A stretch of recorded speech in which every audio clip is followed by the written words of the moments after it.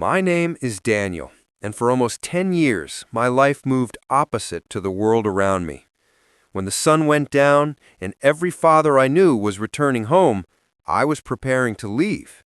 My children, Ethan, 12, and Mia, 9, watched me tie my boots and zip up my jacket every evening, like a ritual none of us enjoyed. I worked nights as a security guard. The job wasn't glamorous. Cold metal keys, empty hallways, the quiet hum of elevators, and the echo of my own footsteps kept me company. Every door I locked was a reminder that I was missing dinner at home, missing school updates, missing bedtime stories, missing small moments that never return. Ethan often tried to hide his disappointment. "Good night, Dad," he would say softly, forcing a smile that didn't reach his eyes. But Mia, she couldn't hide her feelings. One night, as I walked past her room, I heard her whisper to her brother, "Maybe Dad doesn't want to spend nights with us." That one sentence didn't just hurt, it stayed with me through every shift. It sat beside me in the security office. It walked with me through dark corridors. It waited for me in the silence of the parking lot. I wanted to tell them the truth. I wasn't choosing work over them. I was choosing survival for all of us. But children don't understand bills, rent, or responsibility. They only understand the person who is or isn't there. And when I returned home early in the morning, sunlight spilling through the curtains, the house was already empty.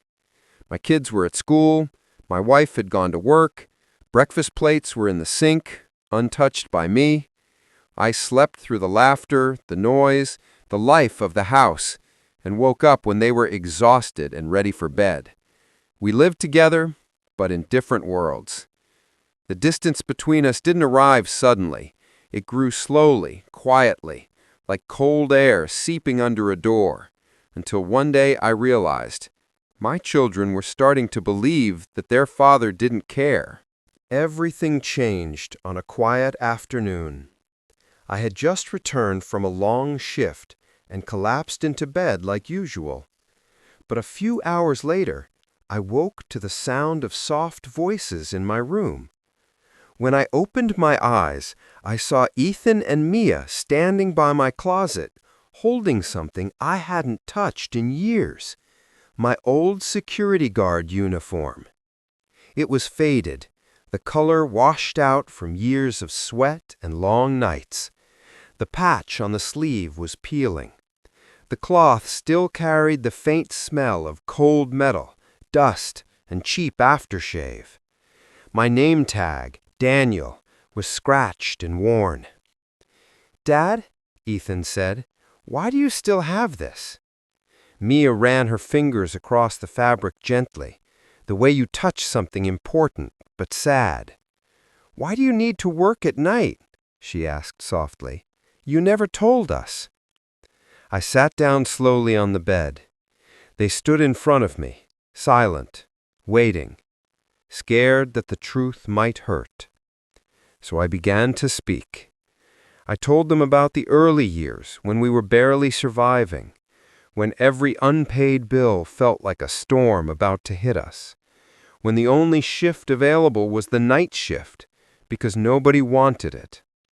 I told them how on their birthdays I worked double shifts to buy their gifts, how many times I ate dinner alone in a corner of a silent building, how I kept their drawings in my locker to remind myself what I was working for. And then I told them the part I had never shared. "You weren't the reason I stayed away," I said quietly. "You were the reason I kept going." Mia's eyes filled with tears. "You mean all those nights? You were doing this for us?" I nodded. Ethan looked down, thinking. His voice broke slightly when he spoke. "I thought you just didn't want to be home."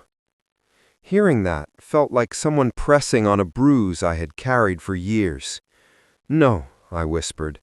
"I wanted to be with you more than anything. But someone had to keep the lights on.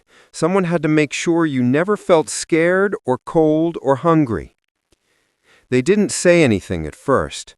They simply stepped forward and hugged me, both of them, tight, like they finally understood the invisible weight I had been carrying. Something shifted between us that day. The unspoken wall of misunderstanding cracked, letting in a little warmth, a little truth, a little healing. That evening, as I prepared for my shift, I noticed something unusual. My boots were cleaned. My lunchbox was packed neatly with my favorite snacks. My jacket was brushed and placed gently on a chair. I didn't do any of that. My kids did. Inside the lunchbox was a small handwritten note. "Thank you, Dad, for working so we can dream without fear." For the first time in years, I had to stop and sit down because my eyes were full of tears. At work that night, everything felt different. The hallways seemed less empty. The silence felt lighter. The cold didn't reach me the same way. Around midnight, my phone buzzed. A message. A picture. Ethan and Mia, sitting by the living room window, wrapped in blankets, smiling and holding my old uniform between them, like a flag of understanding. "Waiting for you," the message said. When I came home at sunrise, something beautiful happened. They were both asleep on the couch, a small lamp still glowing. They had tried to wait for me to walk through the door, just to say good morning. I stood there quietly, watching them breathe, realizing that love had found a new way to speak in our home. For years, they thought my absence meant I didn't care, but now they saw the truth. Every missed dinner, every night away, every quiet morning was an act of love they hadn't been ready to understand. I gently placed the old uniform over a chair, not as a symbol of sacrifice, but as a reminder of the moment my children finally saw the father behind the night shift. And in that warm, quiet room, watching them sleep, I understood something too. Sometimes love isn't loud. Sometimes it's quiet, tired, and hidden in uniforms no one notices. But eventually, if you're patient, love finds its way home.